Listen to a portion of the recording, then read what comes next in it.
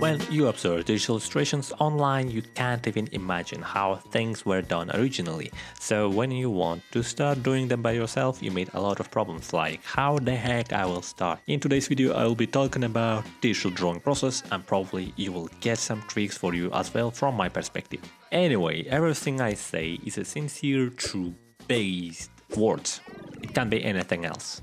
We will start with choosing device. You can use whatever you want. It's up to you, but I'm using PC and the software I'm using Photoshop. But I'm sure most of the other softs were using same functions as Photoshop and they were using it like a reference model. So yeah, many other softwares pretty look like Photoshop and have same functions, yeah. Photoshop is not my first soft though. Before I used Paint Tool Site. To me, it's like OG software that many anime artists used before Clip Studio. While I was using it, I was like very new. I was drawing it without any knowledge. On top of that, I was using mouse. After watching one particular video on YouTube where a guy was teaching how to draw clouds on Photoshop, I was hooked on drawing. I was trying to do some posters and copying other people's work to understand Photoshop better. I saw that with Photoshop capabilities are endless. Later, I discovered that people were drawing not with mouse, but with graphics tablet. I still use my first tablet, don't get me wrong, this tool is still fine, but since I'm broke, I have no experience with tablets.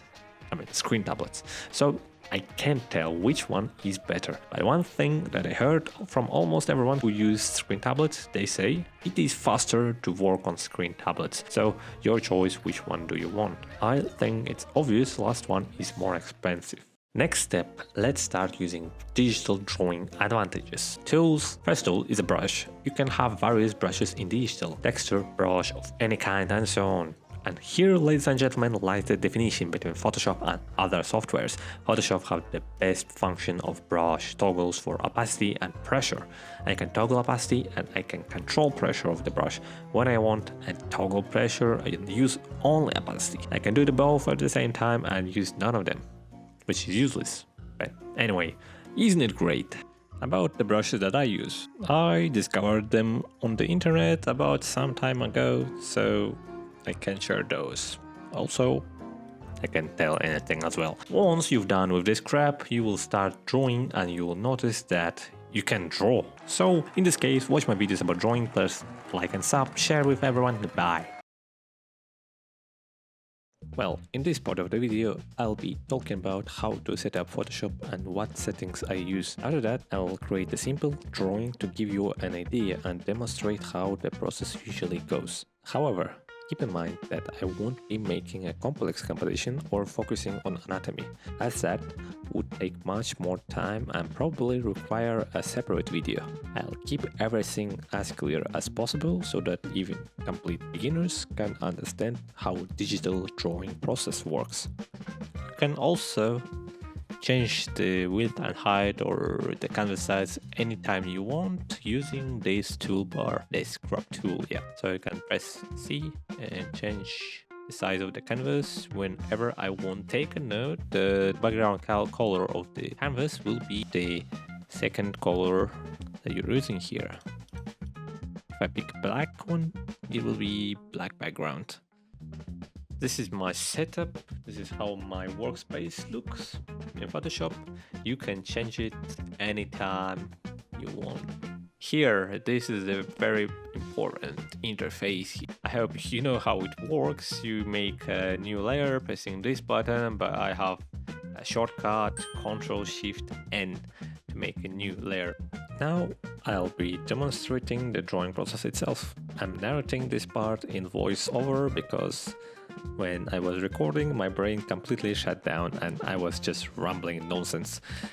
And also, this way, it'll be much easier to explain what I was doing. I decided to draw a hairband and a part of the character's head. At first, I was only going to draw the hair clip itself, but then I thought that would be too simple. So I included part of the head without focusing too much on anatomical details. Also, went straight to sketching and skipped the line art because I can add it later on top of the finished drawing. This saves time and hopefully makes the drawing looks better.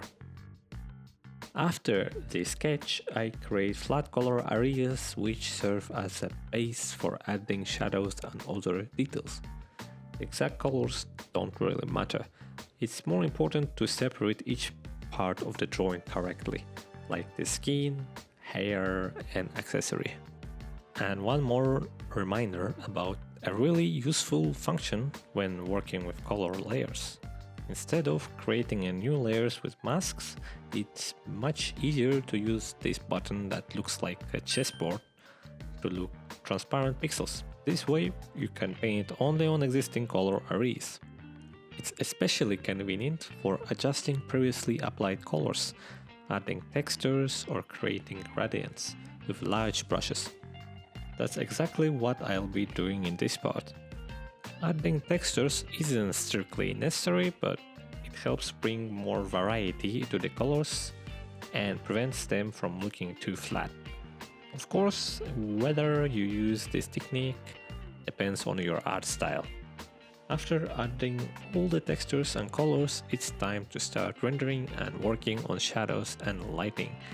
There are many different ways to do this, but the most common approaches are either painting the shadows first or painting the light directly onto the shadows. At this point, it's more about general drawing knowledge rather than the just software itself. Here I simply pick colors from the palette and paint using different shades. I also want to mention hotkeys or keyboard shortcuts, which can speed up the process significantly. Personally, I mostly use the default Photoshop shortcuts. I often hold Ctrl and Alt to zoom in and out, though you can also use the zoom tool by pressing Z. I also hold space to pan around the canvas. There is nothing special about these shortcuts, it all comes down to habit. The most important thing is to spend more time in the program itself and experiment with the different features and learn as you go. Who knows, maybe later this will help create a unique illustration or even develop your own distinct art style, you know. While I've been talking, my past self has almost finished the drawing. Now I just need to refine some areas with line work and minor adjustments. Well, final result looks something like this. It was pretty quick, it took me like 30 minutes or so. Layers that I used look like this. Originally, I planned this video very differently and ended up reworking the script and editing multiple times.